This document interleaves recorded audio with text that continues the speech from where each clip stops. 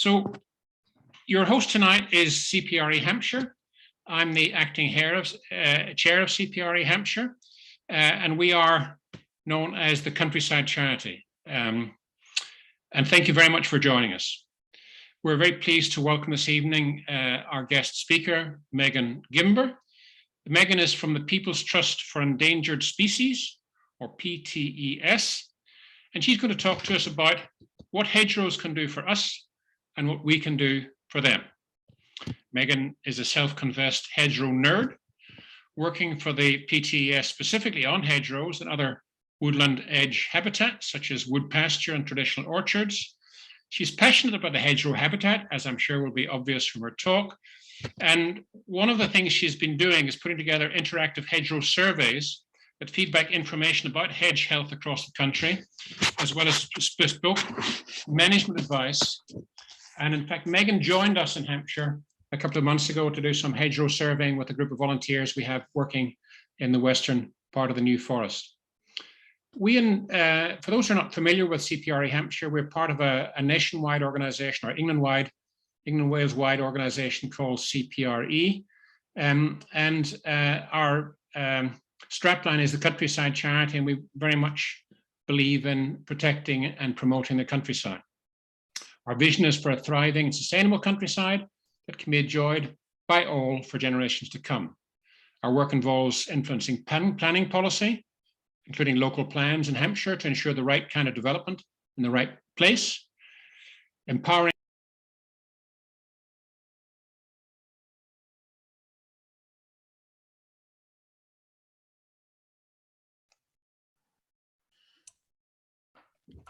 Boyd, I think you might have been muted.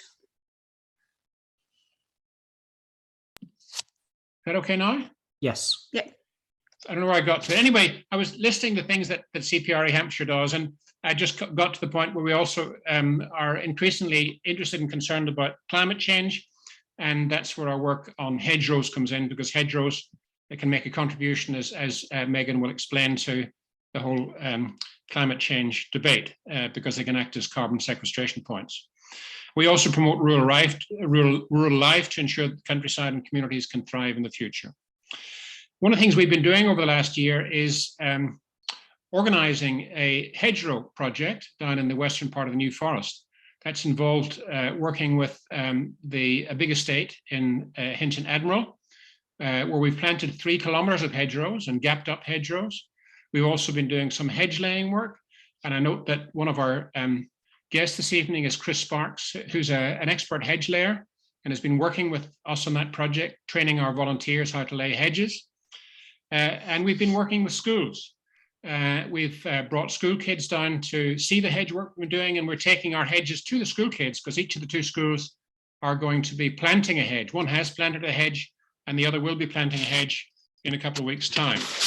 And this is part of a campaign right across England. 5 other counties have been working on this project, and we very much hope to do further hedgerow work over the next 12 to 18 months.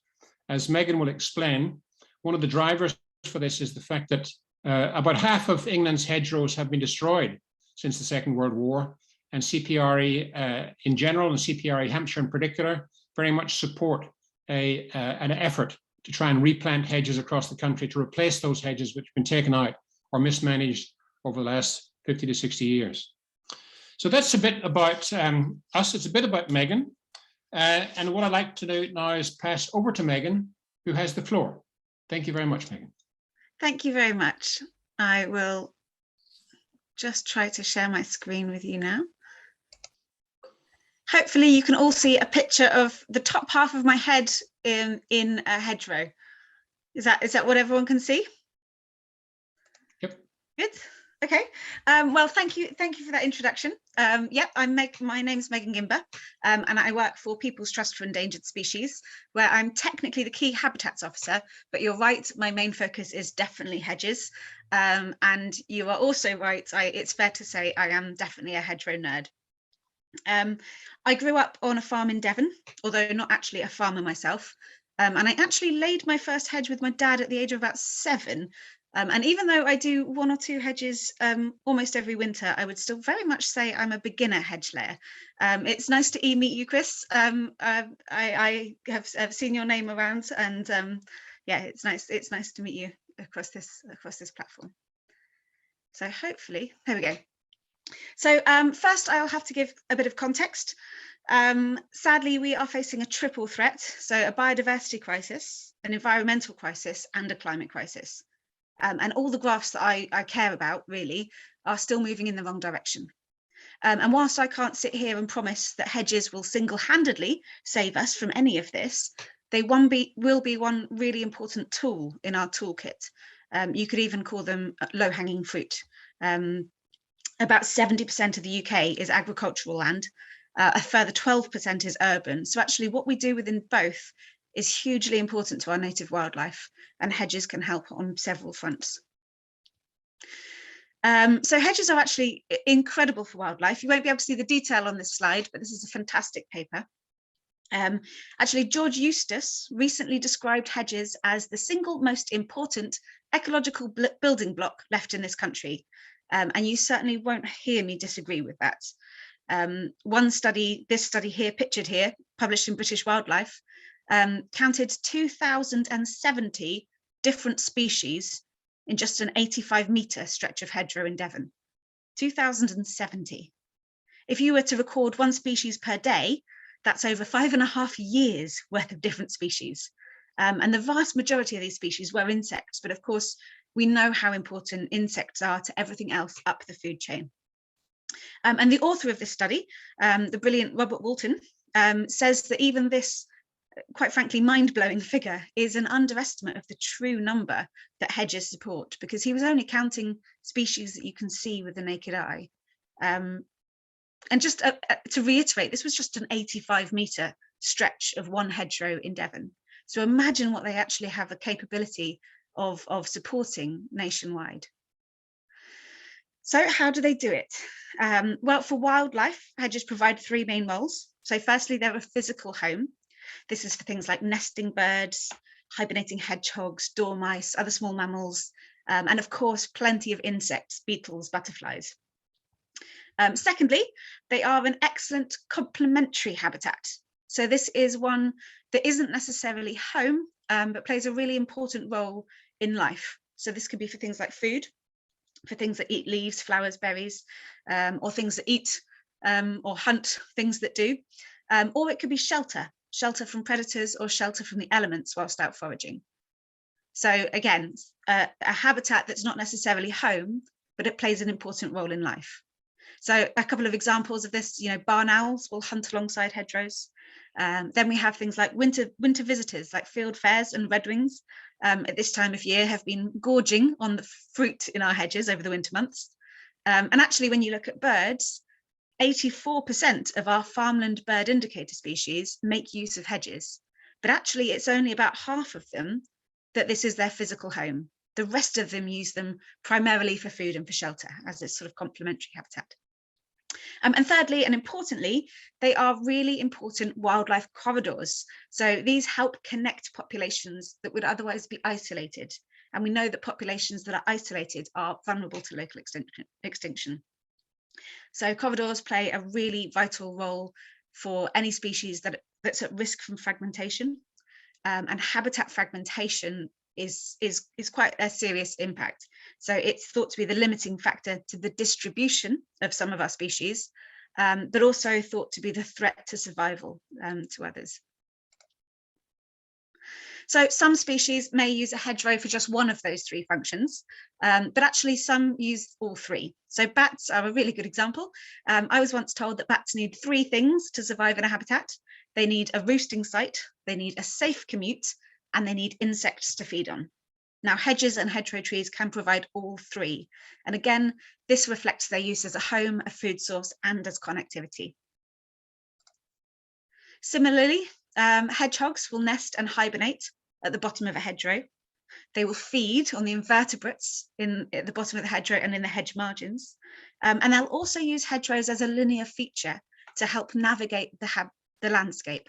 And they can also use the base to seek shelter as and when they do that. And I can't talk about hedgerows and wildlife without actually using the case of dormice as well. So we've only got one native species of dormouse in Britain, the Hazeldomis, and their basic biology is very different from normal mice. So they're arboreal, which means they prefer to move across the branches rather than scamper across the ground.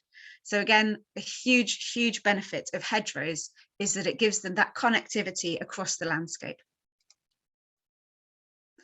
So sadly, it looks like we are reducing, the range of dormice has reduced. This is what we believe the range of dormice to have been in 1885.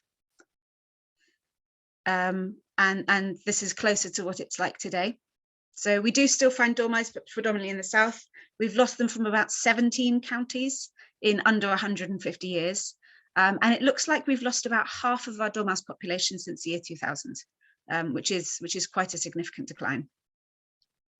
And of course, as part of our dormouse reintroduction work, we reintroduce dormice to parts of the country where they have recently been lost. But before we do this, we need to make sure that these new populations aren't isolated, so they don't suffer the same fate as the previous populations.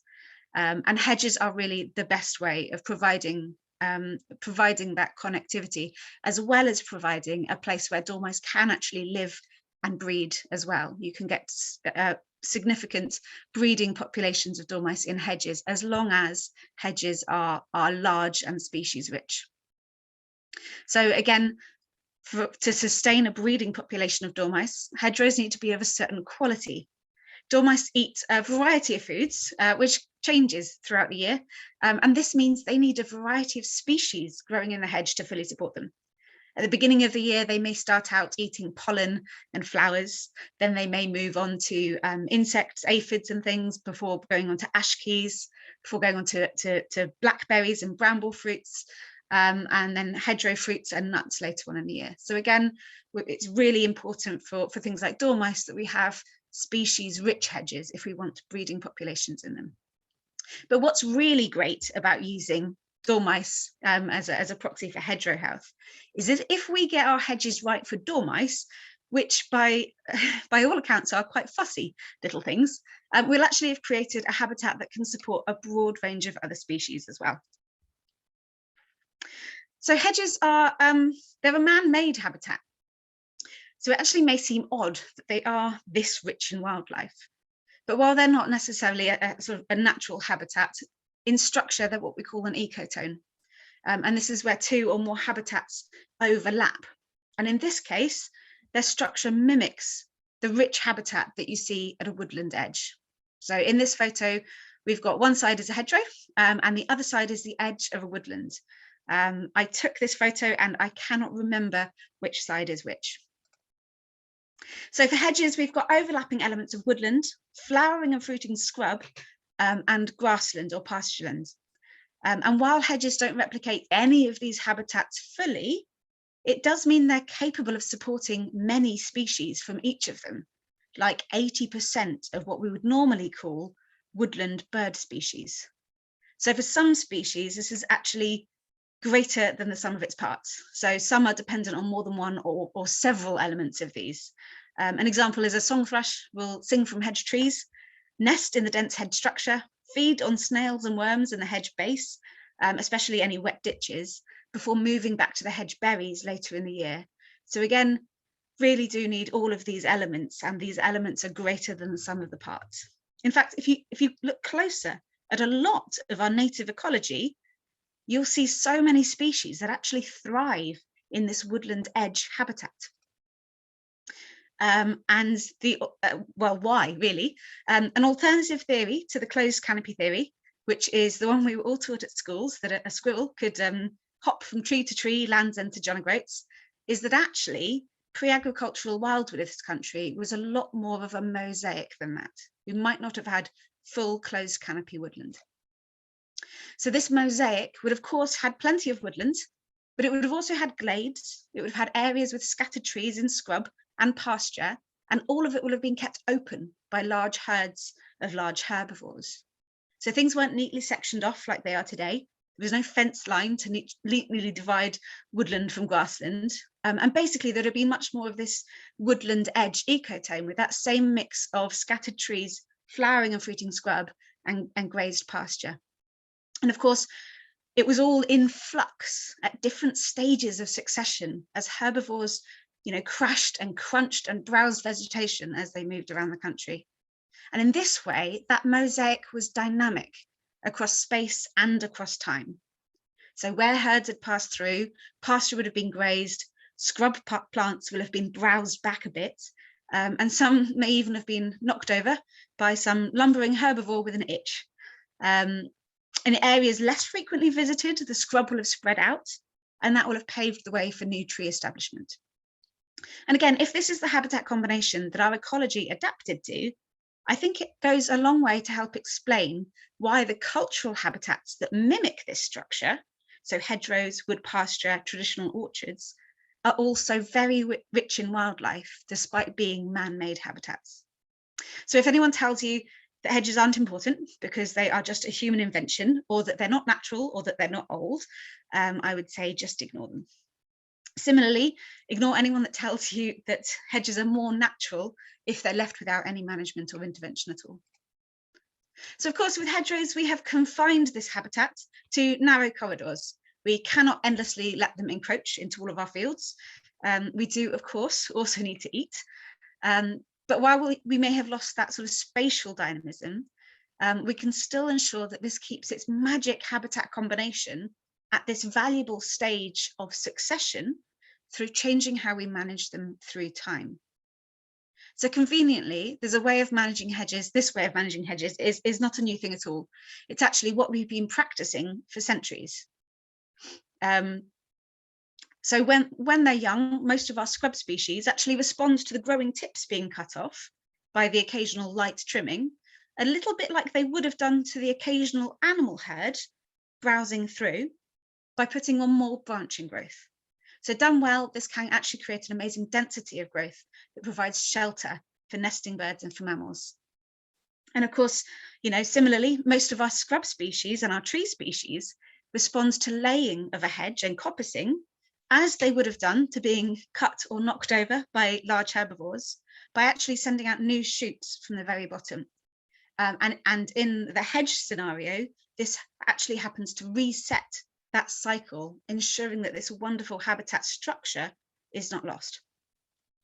So I think that's probably enough of a history lesson. I will move on further. So I think let's move on to having a closer look at the structure of a good hedge. So a good hedge for wildlife tends to have a mix of different plant species. So hedges with more plant species have a higher diversity of invertebrates and birds, partly because each plant will have things that specialize on feeding on it, but also because it tends to mean a better year-round availability of food sources. They all flower and they all fruit at slightly different times of the year. I'll add to this that most of our hedge plants blossom and fruit on second-year wood. So even if you have a hugely diverse mixed species hedge, if it's trimmed to the same point every year, you cut off most of its flowering and fruiting potential, massively reducing how valuable it is to wildlife. Next up, I would say size. So generally, increasing the width and the height of a hedgerow tends to increase the diversity and abundance within it, not only because wider and taller hedges have more hedge volume, but actually it increases the complexity of the habitat as well. So larger, more complex hedges, evidence shows, are better for sheltering foraging birds, and actually show reduced predation for nesting birds. So I often get asked what the optimal size of a hedgerow is, but this is impossible for me to answer because hedges are best managed on a cycle. So you actually can't keep them to any one size. So when I get asked that question, I tend to just say, generally bigger than it was the year before, or bigger on average within its natural hedgerow cycle. Next, we've got structural complexity. So some species, like the thrush that I mentioned earlier, need several different hedge features throughout their life cycle. You can actually take this a step further, given that different species have slightly different needs from a hedge as well. So ideally, we want to see many different hedge structures represented across the landscape at any one time. Then we've got good connectivity. So a good hedge for wildlife doesn't have too many large gaps, and generally also connects other habitats up, whether it may be either hedges or hedges to woodlands, but can connect that create that those corridor effects. Then a margin at the base of the hedge will protect the roots of the hedge shrubs from disturbance like ploughing, but it's actually also great for wildflowers, for grasses, which are in turn amazing for foraging and nesting birds, small mammals and insects. So some hedges will also have a ditch, which is fantastic. Wet ditches are especially good because they essentially mean there's a whole new set of plants that can grow there. And that means a whole new set of invertebrates and this extra abundance of invertebrates as well. So we do love a good hedgerow ditch. And likewise, hedge density extending all the way to the ground is crucially important for shelter. So this is shelter for nesting birds, shelter for insects, reptiles, small mammals like hedgehogs. But unfortunately, the base of a hedge can actually grow thin for many different reasons, actually. Grazing damage can cause this, over trimming can cause this, or even shading if the hedges become overstood. And this is actually this sort of legginess that you can see on the left-hand side, this lack of vegetation at the base acts as a really good indicator that a hedge might need a bit of rejuvenation. So, and lastly, but very much not least, hedgerow trees. So over half of the priority species associated with hedges are dependent on hedgerow trees. So they provide songposts, territory markers for important bird behaviours, but they also provide nesting opportunities and even food. So in a year where a hedge has been cut, hedgerow trees can still provide the flowers and the fruits that a recently cut hedge itself can't. Then we've got old hedge trees as well. I mean, especially these beautiful old pollard trees that you can find in many ancient hedges. So these provide really valuable deadwood habitat for all of our rare deadwood dependent species. We think we've got about 2,000 deadwood dependent insects in this country. And of these, we know at least 320 are known pollinators. So they are actually a very important group, and incredibly rare and threatened actually are our deadwood species. Sadly, this map shows we have lost a huge number of hedge trees. We lost a load to Dutch elm disease. We're in the process of losing more to ash dieback, which is equally scary. And we know that we're not establishing enough new hedgerow trees to accommodate these losses. So the left-hand side of this slide shows a snip from an old Ordnance Survey map, and beside it is a satellite image of what that land looks like now. So obviously we've lost a couple of hedges in there, but I think what is just as striking is the loss of the mature hedgerow trees, which actually are those dots that are individually indicated on the map on the left, and almost all gone as seen in the satellite imagery today. So in a time when tree planting is all the rage, especially when we're looking at climate change and carbon sequestration, I would say that establishing trees in hedgerows is an absolute no-brainer. For a start, it doesn't take any land out of production. So we can still grow food without turning all of our fields into woodlands. They form open grown trees, which have a different structure, different wildlife benefit, different lifespan even. And the benefits actually of open grown trees could be a whole talk in itself. You can still manage them. They can be working trees. So you can manage them for timber, for wood fuel, additional crop production. You can coppice them, pollard them, or you can leave them as standards. If you're worried about crop shading, then you can put small tree species in your east to west hedges, and that will reduce the shading impact within your field. But actually, you can save your larger ones, your oaks and your beeches, and put them in your north-south hedges. There, they don't have such a big shading impact, but what they do is have added benefits of wind protection from prevailing wind. I would say establishing hedgerow trees, you can do that for free through natural regeneration. So either tag a suitable young candidate and then spare it from the trim, or actually my preferable way of adding hedgerow trees is leaving a couple of good young stems when you next lay your hedge or when you next coppice your hedge. So at the point of rejuvenation, leaving a couple of trees to turn into hedgerow standards. So actually doing this through those natural regeneration routes have a couple of additional benefits as well. So they help preserve the genetic diversity that's already present in your local tree populations. And genetic diversity is a crucial defense of any plant species against the unknown threats of the future. The example I use is one oak may be naturally better in drought conditions, while another oak may have the genes that make it better able to tolerate floods. And a third may have some natural inherent resistance to whatever new tree disease may be on the horizon. So certainly making sure we preserve a lot of this genetic diversity should also be a priority. But of course, we can also plant trees, and call me an optimist. But whenever I see a gap in a hedge, I always think it's the perfect opportunity to plant a new hedgerow tree. I will skip through this because I think I might not have time to this, but if anyone wants to know about the origins of hedgerows, we can come back to this at the end. And of course, what I will mention is it's not just wildlife that hedgerows benefit. So we're becoming increasingly aware of how valuable they are for our farming, as well as in our battle against climate change. So there's a lot more detail about this poster on our website. And I'm going to have to rush through some of this quite now and skip some of the detail. But this is a poster that I like to call, "What have hedgerows ever done for us?" So let's start with livestock.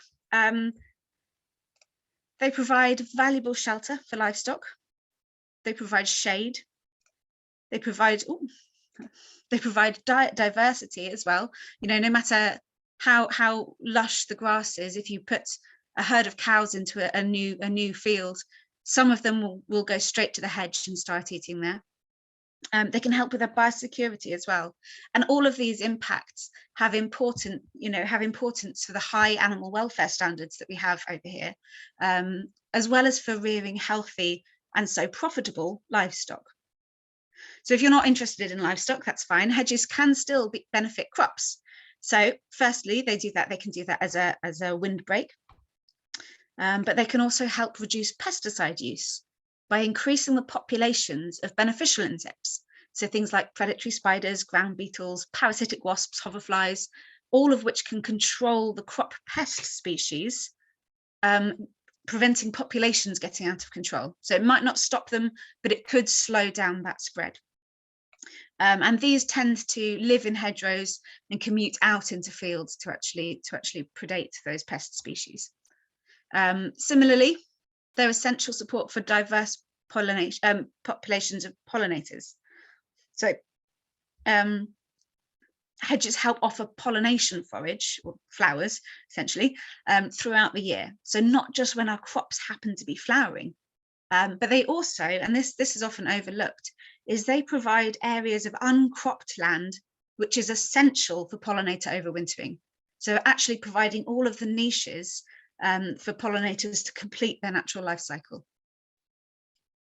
What next? So hedges can also reduce soil erosion, and they can also play an important role in times of flood. So again, plant roots increase the rate at which water infiltrates into the soil. And this helps the soil act like a sponge and soak up water rather than allowing it to run off the surface.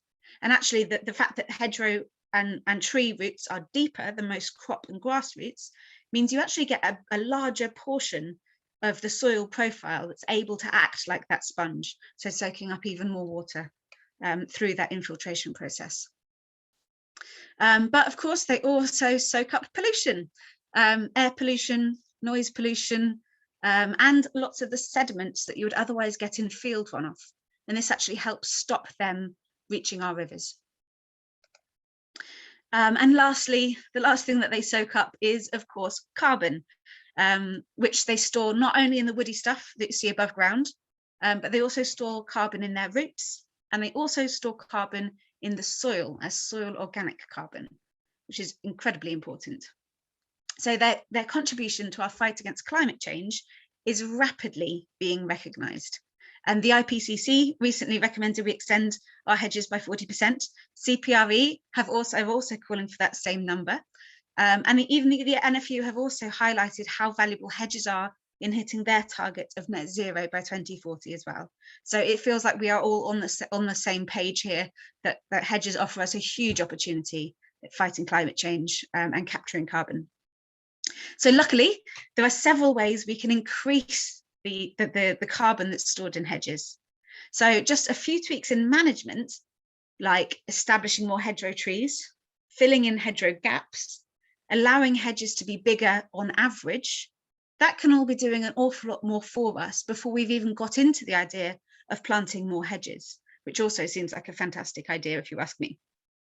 So we've got about 400,000 kilometres of managed hedges, many of them already in need of more trees, already in need of a bit of growth anyway, and already with a number of gaps that could be filled. So again, several opportunities to make a real contribution against climate change.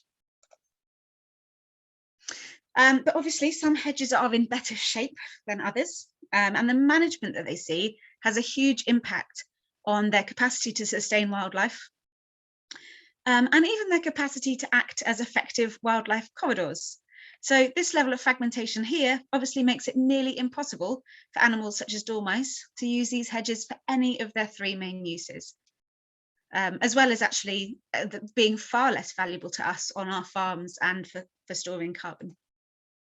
So we went through some dark decades, as was mentioned earlier, of incentivized hedgerow removal after the war, and it's estimated we lost up to about half of our hedges.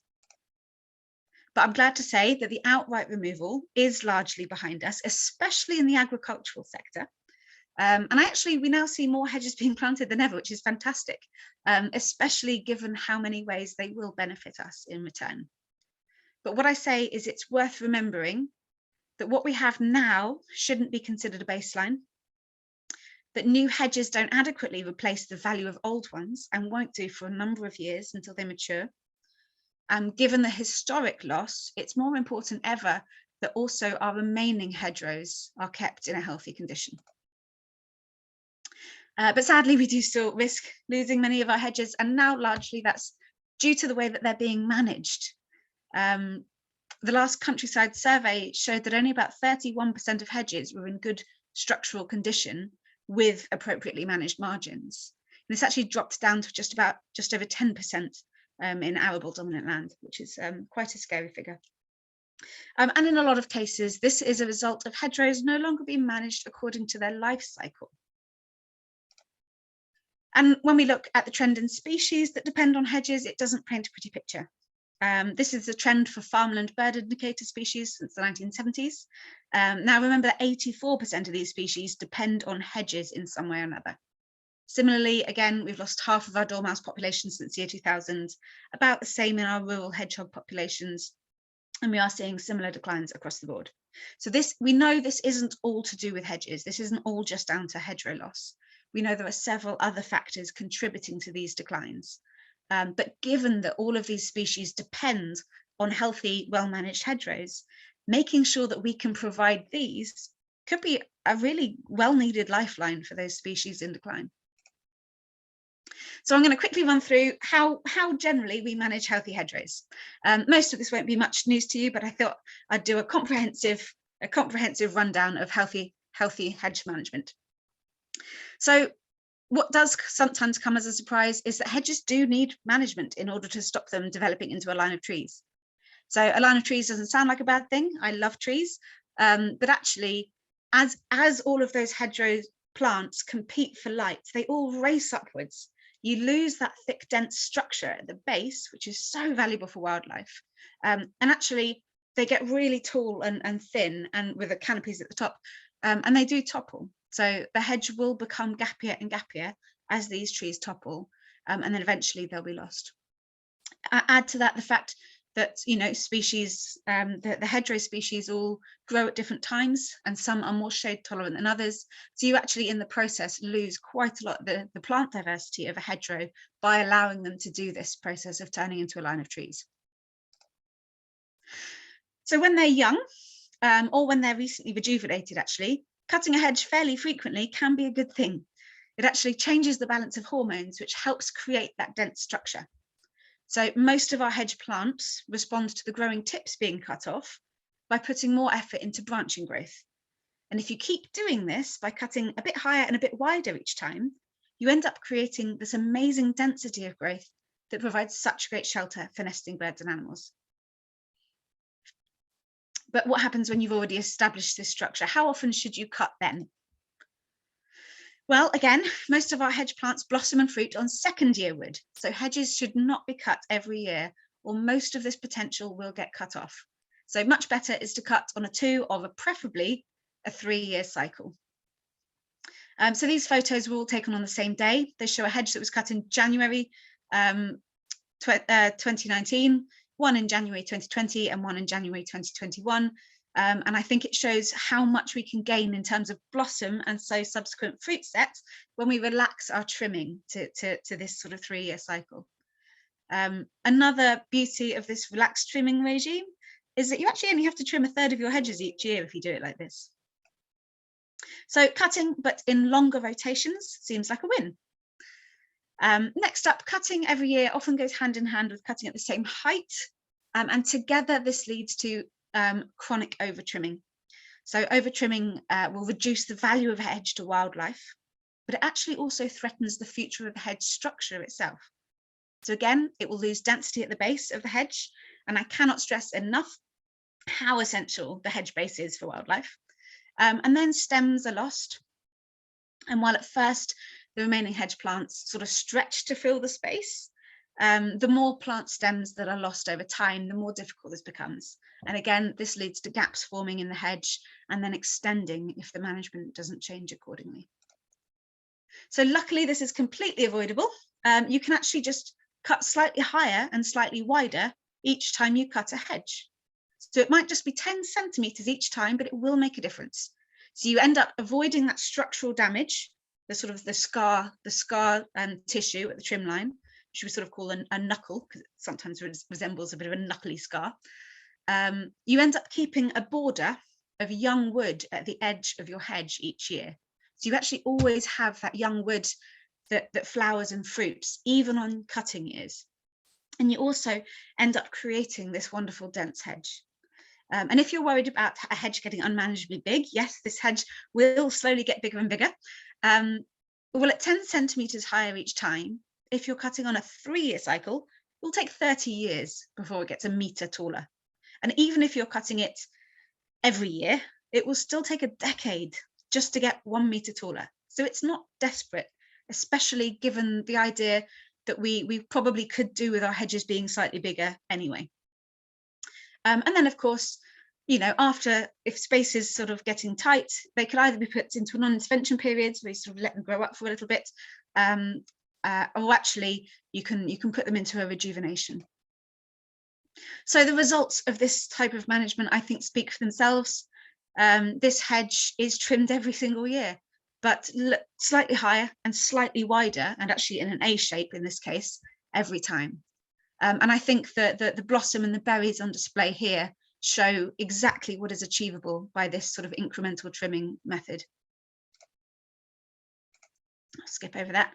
And lastly, no matter how well you manage your hedge, it will at some point need rejuvenation. So this could be laying, or this could be coppicing, and essentially it resets that hedgerow cycle.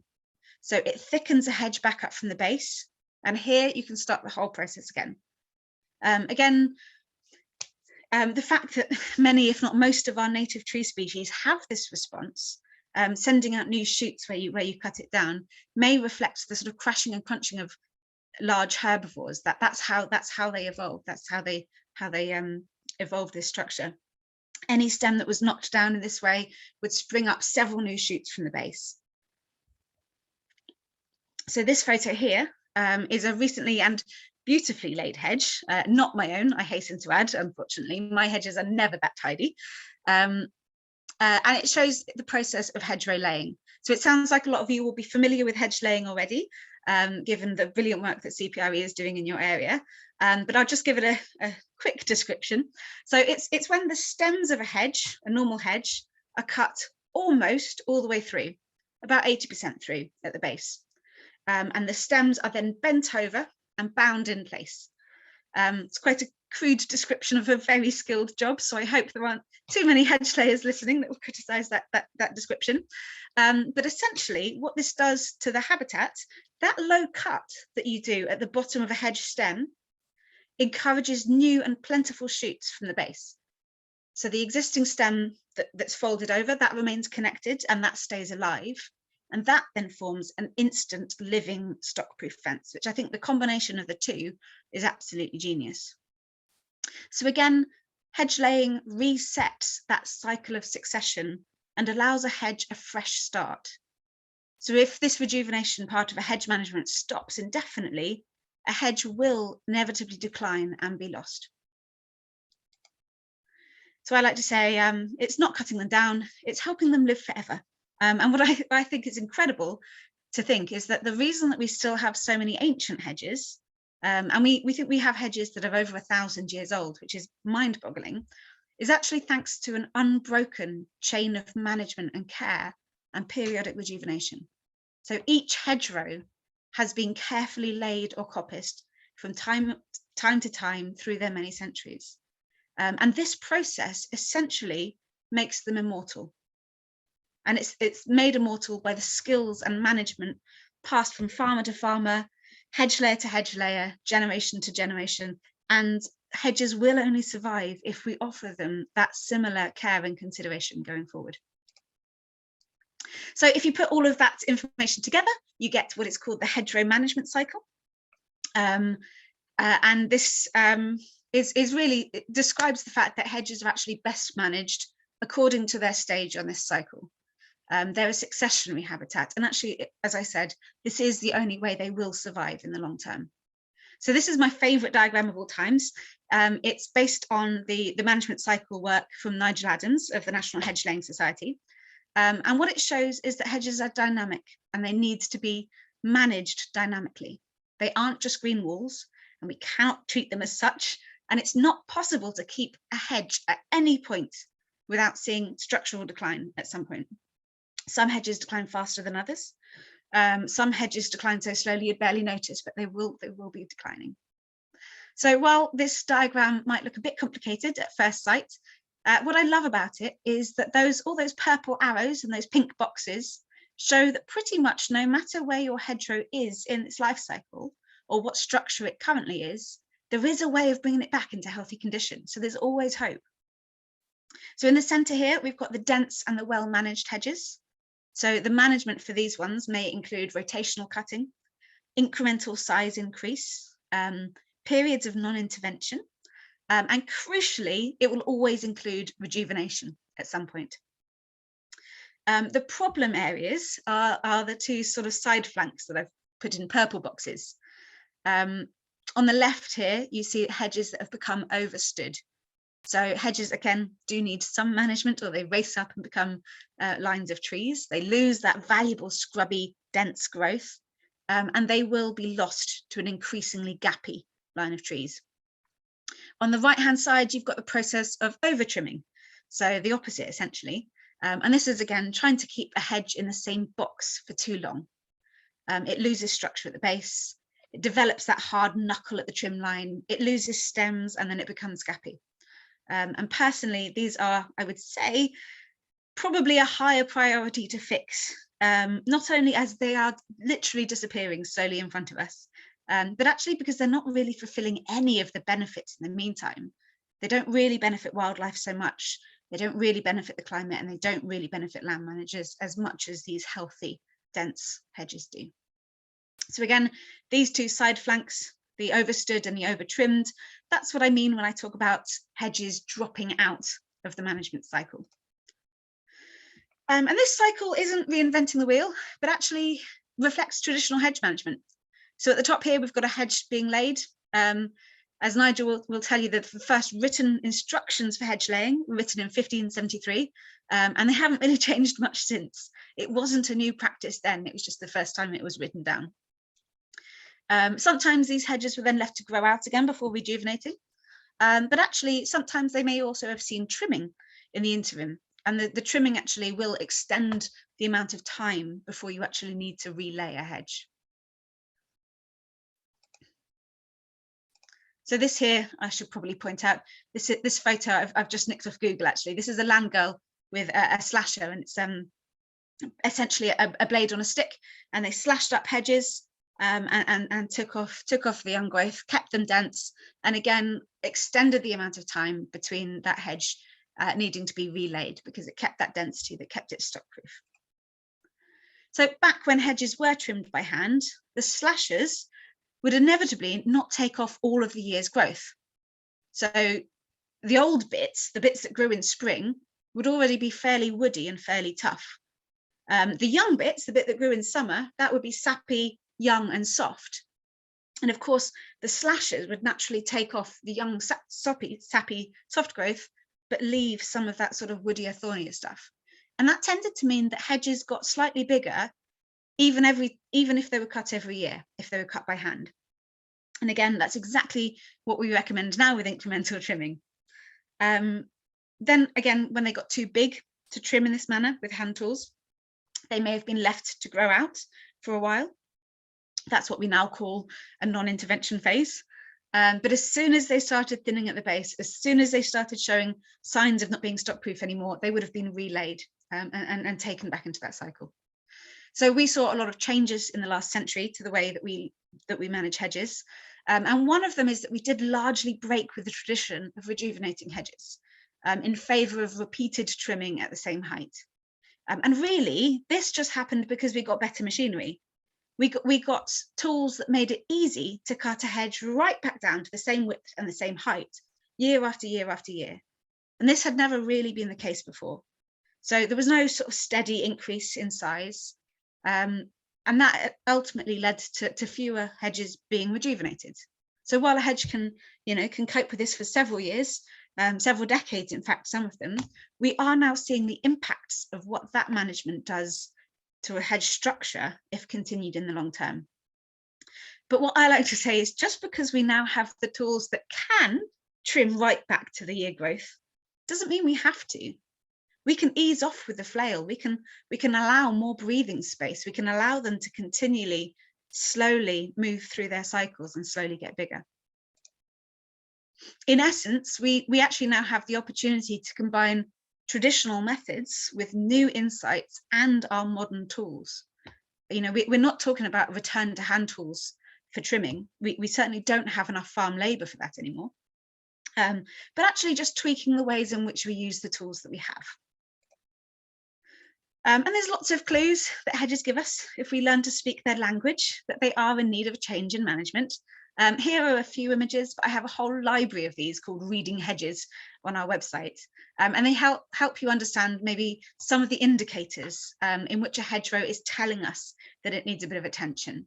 So these can include a hard knuckle at the trim line, hedges that I call sticky, where you just get stick-like beanpole-like sticks coming up from the bottom to the top, a low stem density, gaps forming, ivy at the trim line, a high base canopy, so not much vegetation at the bottom, and even things like elder hummocks can often be a sign that a hedge might need already, or may in the future need a bit of a change of management. So what we're doing to combat this and to help spread a healthy balance of hedgerow management is we've got two surveys. So we've got the Great British Hedgerow Survey, which is aimed at volunteers, hedgerow enthusiasts, and it takes a full look at a hedgerow and its wildlife. And we've also got an app called Healthy Hedgerows, which is more of a rapid assessment of hedgerow health that feeds back management advice directly to a land owner or farmer. So the Great British Hedgerow Survey takes about 20 minutes to do. It needs to be done when hedges have leaves on them because it does count species. And it provides us with really high quality data about hedgerow health. So the data at a national level will help us see what trends are going on with hedgerow health. And it can help direct our conservation efforts, as well as the headline messages that we share.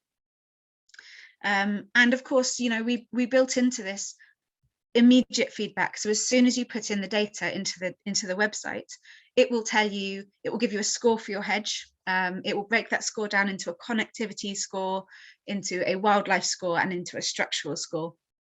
And give you information about where that hedgerow is on the hedge life cycle and what it needs to be, what it needs to do to actually stay in that healthy condition. So this is what the survey looks like in paper, 2 sides of A4, not too complicated. And that's just, you won't be able to see the detail of that, but those are just the 3 different scores.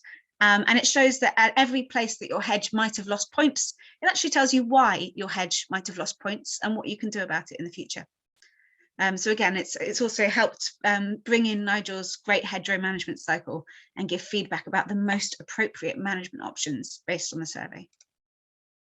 And similarly, to help farmers transition back to this sort of traditional rotational management, we created an app called the Healthy Hedgerows App. So this app is completely free. It actually breaks it down to just 6 questions. So it's a really rapid, quick, easy assessment of each hedge, because we know farmers don't have a huge amount of spare time on their hands and they have a lot of hedgerows to get through. So again, 6 easy questions, gives instant management advice for each hedgerow survey, and really is designed as a tool to help any farmer that's interested in transitioning back to that sort of traditional management.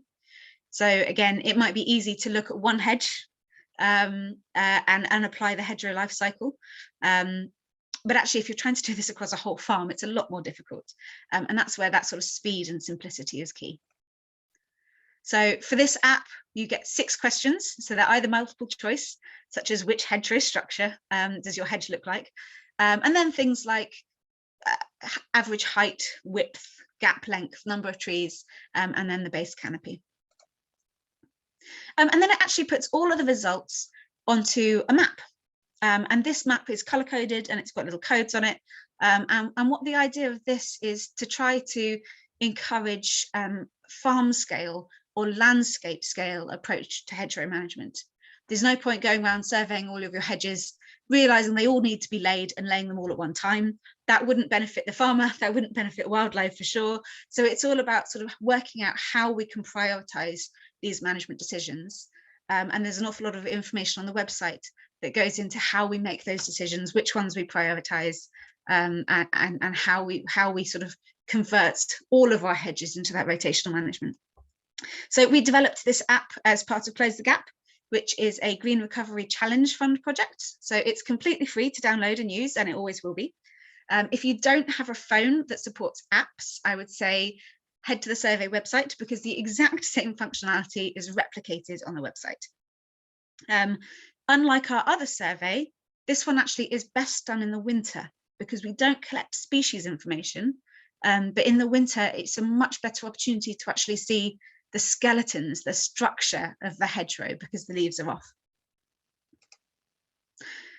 So here's me. This is surveying all the hedges on one of our nature reserves on the Isle of Wight. The app correctly recognised that there was a hedge here in quite desperate need of rejuvenation, and recommended hedge laying. So this is me and my colleague Nida first siding up this hedge and then laying it. And we did this alongside a group of fantastic volunteers in the following January. And this here is some of the incredible regrowth from the hedge in just one season. So when laying this hedge, we actually took the opportunity to leave a couple of the hedgerow stems in as new hedgerow standard trees. So the red bit on the left-hand side, that's a new hawthorn hedge that we left as a tree. Sorry, hawthorn stem that we left as a hedge tree. And there was actually another one to the right of this frame. So we will actually trim this hedge to develop that structure in the first sort of 5 or 8 years. And this, leaving these hedgerow trees in there, means that even on years that we do cut this hedge to develop that density, there will still be flowers and fruits. So there are supporting materials on the website. So there's photo galleries of different hedgerow stages, just so that you can have a look at examples and not just those illustrations. There's they show you what to look out for, how to recognize these different stages within the life cycle.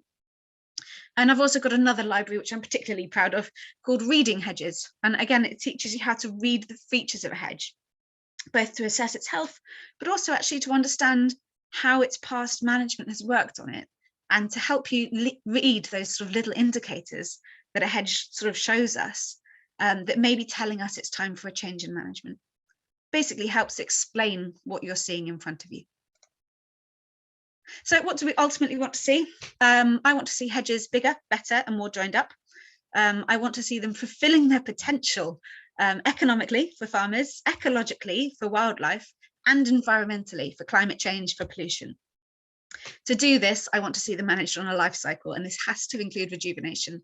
Unfortunately, several of our hedges are now overdue rejuvenation, and so we're definitely getting to a stage where this is becoming a priority. And ideally, I'd love to see fewer gaps and more hedgerow trees.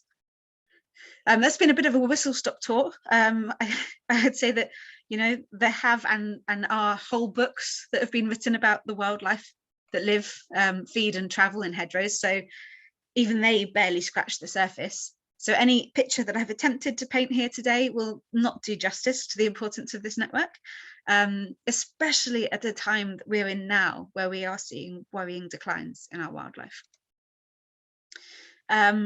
I hope I've convinced you that hedges are incredible, that they're fascinating, and they are valuable beyond measure. But what can we do now? How can we actually help?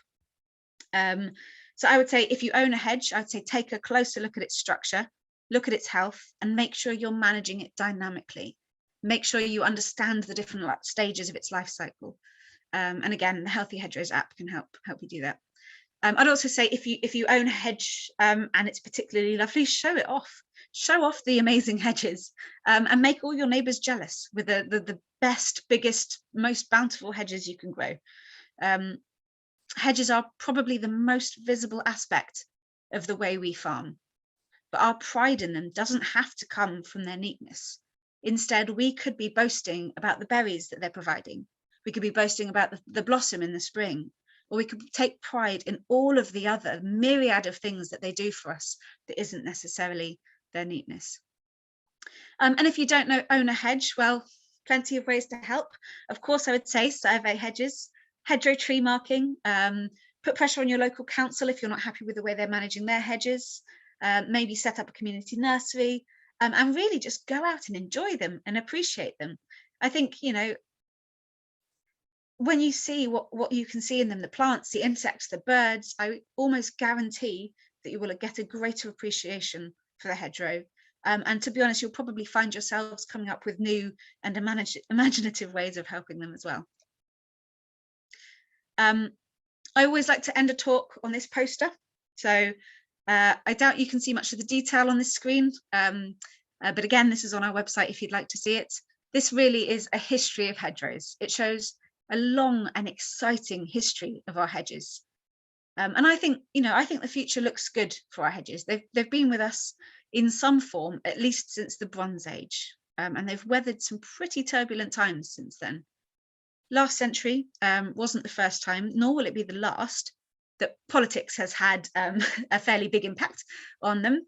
You know, we've seen land enclosures, we've seen riots, we've seen uprisings. The history of hedges is actually almost as fascinating as their wildlife.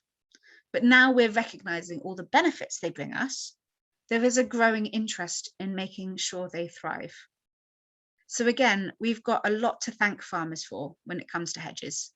Hedges are a man-made, man-managed habitat. And it's centuries of farming that's led to this wonderful network of hedges that we still see today. And while this poster shows the history of hedges, I think it's also time we start looking forward. The privilege of caring for them and the responsibility of ensuring that they have a healthy future now falls to us. We're the ones that write the next chapter in their history. So I think it's within our power to make sure it's a good one. Thank you. One last quick thing to mention. We've just started doing a seasonal hedgerow email newsletter, which gives hedge management advice, a bit more in-depth and seasonal look at hedgerow wildlife, a few success stories and any updates that we've got as a charity about hedgerows. Anyone that signs up to do the surveys will get this e-newsletter 4 times in a year. But if you also want to be included, please email me on the email that you can see on the screen, and I can see if I can sneak you into the list. Thank you. Thank you very much, Megan. What a wonderful survey of hedgerows. Fantastic. I did tell you she was a nerd, but she's a very well-informed nerd, and has made that very amusing and as well as informative. Thank you very much, Megan. I was struck by 1 or 2 of your slides. The one you showed an old Ordnance Survey map and then what that land looked like today. The land we were working on down in the western part of the New Forest had exactly that. There was an old field which had previously been 17 fields, had been turned into a single large field for arable purposes. We've now, through our project, turned it back into 17 fields by putting up hedgerows across that field. It's fascinating to see it. We've taken drone footage before and hopefully afterwards as well, so we'll have a chance to look at that and see how what the change is too. The other thing I would say is the fun that hedges bring is also fascinating. Really evident when the school kids got out and started looking at hedges, understanding what the hedges did, and drawing pictures of squirrels and bats and dormice. It was just very, very fascinating watching their enthusiasm, natural enthusiasm for hedges. So right, now we've got 10 to 15 minutes for some questions. I'm going to start with the questions that there are in the chat. And what I'm going to do is invite people who've asked those questions to unmute themselves, turn their cameras on, and ask their question direct to Megan. So the first up, I have Becky John, who has a question about garden hedges.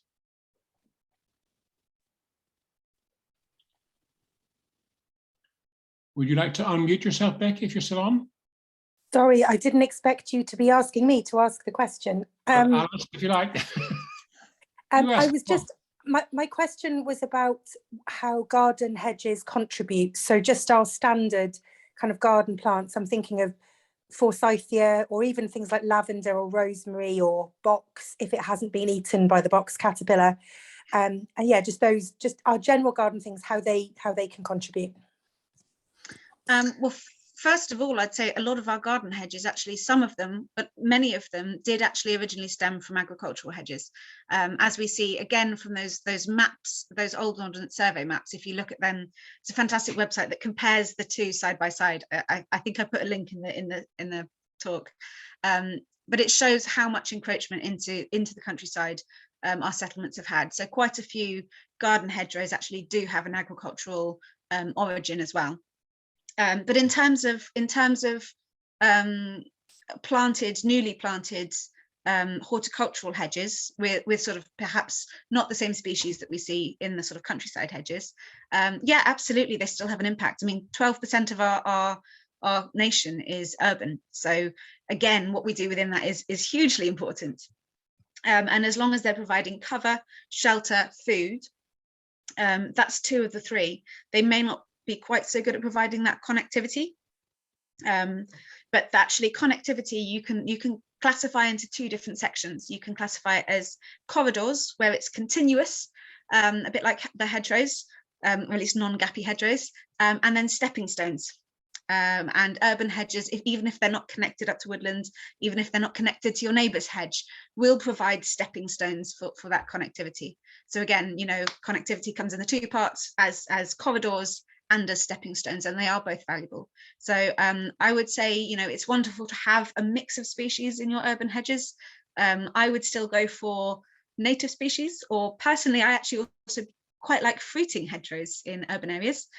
So I've sometimes put things like blackthorn bushes, blackcurrant bushes and things in hedges, in gardens and things, and that seems to work quite well.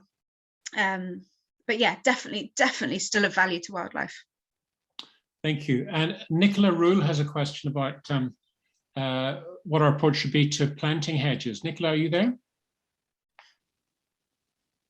I'll unmute. Yes, I'm here. Hi. Thank you very much. That was really interesting. I just wanted to take your view really on city life and how hedgerows can play their part within newly formed developments. Do you think there should be a standard established, a standard number of hedges for every development? We have a lot of new developments set for the next 15 years by the government. What's your view on that? It's a good question for CPRE audience, actually, because it's one of the issues that we're addressing in terms of how they should be turned into local planning advice and so on. Quite. Green is so important to incorporate within new city and town dwellings. So I'm particularly interested in that aspect. What would your view be on that? Definitely. I would say, personally, what I would say is even more important is not to take out the hedges to make way for the development in the first place, but actually to plan the development around the existing features such as hedges, because our old hedges are vastly more valuable than any new hedge that we can plant, partly in terms of the maturity of the hedge, the maturity of the soils, and the fungi combination mixes that will be under there. You know, an ancient hedge has ancient soil structures. It has ancient collections of fungi underneath it. It has ancient genetic diversity. And far too often you see a development planned and they think taking out 40 meters of hedge can be accommodated for and made up for by planting 40 meters of hedge. But if you're taking out 40 meters of medieval species rich incredible hedge and you're planting it with 5 whips per meter of something that will never have the space or opportunity to develop those features, I think that is a big problem. So my preference would be retain hedges and design developments around them and make sure that they're actually not lost in the first place. And where they are taken away, I think making sure that we add hedges is crucial, but actually making sure that there's a covenant on that hedge, because, you know, a developer may well put a hedge in, and then if there's no protections over that, and there won't be, because the law doesn't necessarily cover garden hedges, the protections, that could well be taken out by the first person that owns that house. So there needs to be protections on the hedges that are put in as mitigating features, as well as an understanding that we cannot just keep them as sort of boxy garden hedges, an understanding that actually to retain that value, we do need to allow them to go through their cycles, and we have to manage them in a certain way. So yes, I definitely think there should be hedgerows encouraged in new developments, but I think we shouldn't let that blind us to the fact that we shouldn't be losing the ones that were there initially as well. We should certainly, if we can, where we can, try to design our developments around existing features. I mean, it sounds to me as if hedgerows are just as important as trees and tree planting. Oh yeah, yeah, definitely. I mean, obviously there's a massive emphasis on going green. And it's interesting to hear from what you've said tonight, how important hedgerows are and the part that they play within our green environment as it grows stronger. Yeah, I mean, there's so many species, more species than I can possibly even communicate in one talk, that that actually require that combination of things. So again, I think dead wood insects is a really good example. So when we're talking about woodland and woodland trees, so woodland trees don't actually tend to get to a very old age. So if you have an oak planted in a woodland and an oak planted in an open setting, like in a field or in a hedge, the open grown oak will form this big round canopy and be wide, almost as wide as it is tall. The oak in a woodland will grow straight up with no side branches and a canopy at the top. This oak in a woodland will survive maybe 200 years.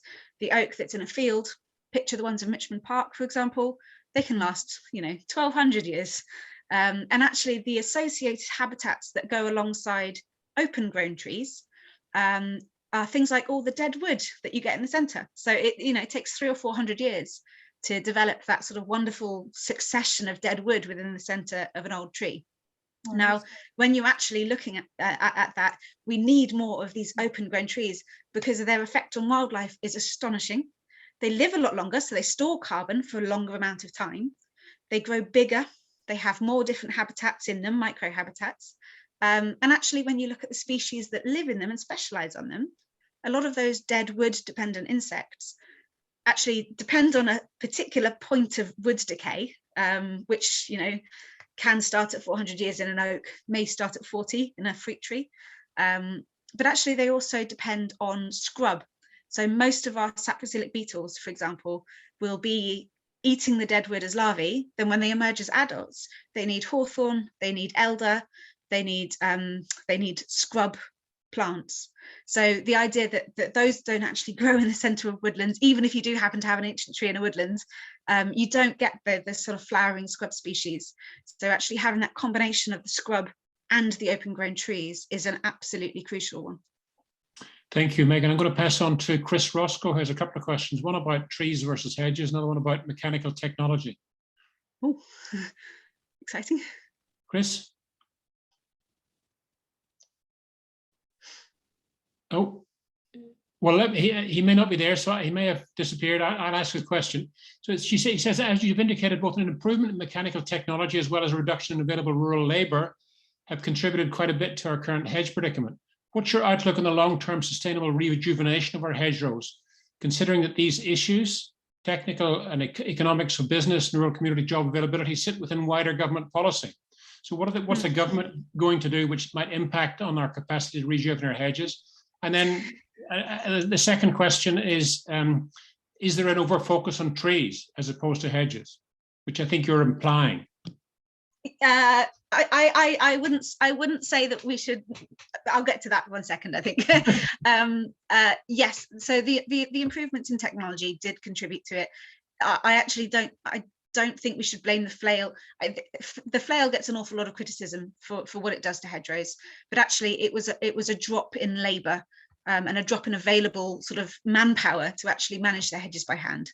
So there is a feeling that had we not had the flail, we probably would have lost more of our hedges during that period where people were being incentivized to take them out, because we wouldn't have had an easy way of actually managing them at all. We didn't have the manpower already by that point, and a flail helped you sort of keep the hedge managed.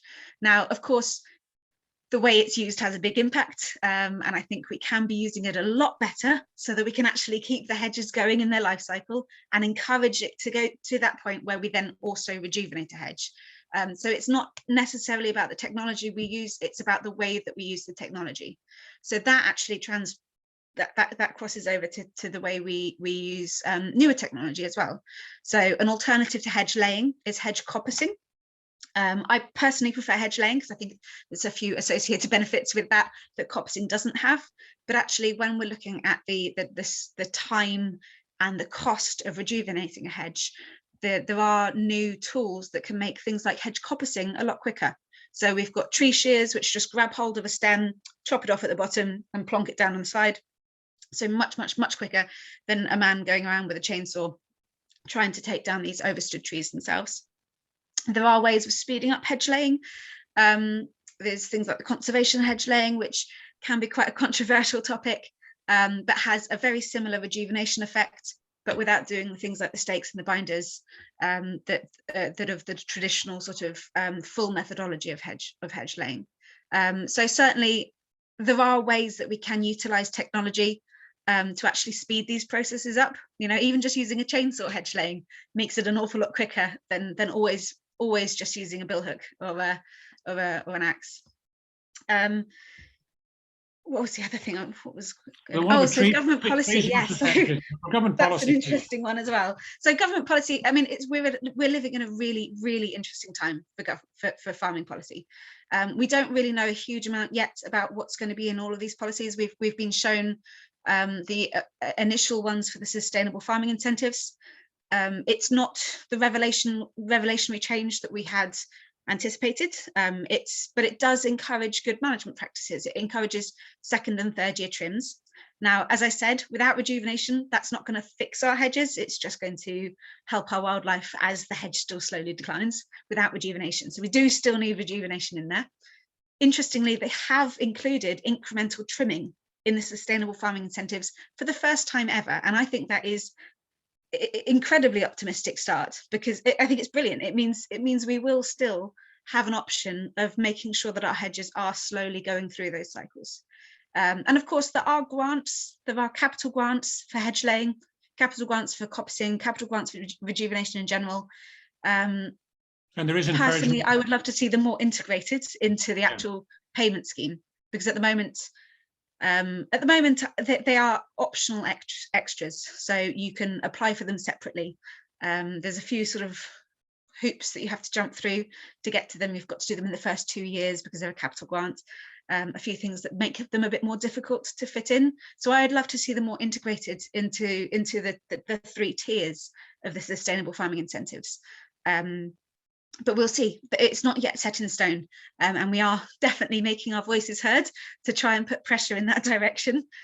So hopefully that will have an effect, and maybe even help incorporate those in. Megan, I'm conscious that we're now at 8:20, and I think we probably said we would finish by 8:15. We've lost a few of our members, many of whom have said thank you for the talk, how informative it was. I'm going to ask one more question, or get one more question asked if I can, which is from Richard Ladd Jones, about at what point do you decide a hedge is non-recoverable and needs to be completely cut down and replanted? I think that's Richard's question, so perhaps you could answer that. Yep, I don't think that's necessarily unrecoverable. I think cutting it down is essentially the same as coppicing it. Yeah. I would say, you know, because where it's cut down, it will send out several shoots and regenerate. I think the longer that you leave that, the more gaps you'll have in the meantime. So the more replanting you'll have to do at the point of rejuvenation. So the longer you leave it, the larger the gaps, the more replanting you have to do. So from my point of view, if we let it get that far, we're facing a Sisyphean task of trying to keep on top of it. My preference would be to step in earlier and lay the hedge or rejuvenate the hedge earlier so that those gaps haven't yet started to form. And that means we can rejuvenate a hedge without having to do so much planting up. And again, that has sort of population genetics implications, genetic diversity implications, as well as implications like we don't have to continually always buy whips, put plastic spirals in the grounds, do all of the sort of planting effort of bringing them all in and buying it all. If we sort of speed up, if we get to the point of rejuvenation faster, we won't have to continually also have to replant those gaps. That's my hope, that one day we get back to that point. Megan, I'm going to call it a day there. Thank you very much indeed. It's been a fantastic talk. We could go on all night. There's lots more questions, I'm sure, that people have. I have lots more questions myself. What we're going to do is to put a recording of this talk and the question and answer session onto our website. Anybody who wants to go to that website at CPREHampshire.org.uk. And we'd love you to go onto that website, perhaps even join up. We're a membership organization. We're an organization which needs members, donors, supporters, everything we can get. And if you liked what you heard tonight, maybe you think we might be doing a bit of a good job for the countryside, and you'd be very happy to have you along. If you want any further questions answered, you can send them into us through the website or to our, there's a long email address, but it's probably easier to do it through the website. If you go to the contact point, there's a supporter care email on that website. In the meantime, I just like to say thanks to everyone for coming. Thanks again to Megan for sharing her time with us. And we look forward to seeing you again, not too distant future, at some future CPRE Hampshire event. Thank you all very much indeed. And thanks to Neil and the technology behind, which has worked very well.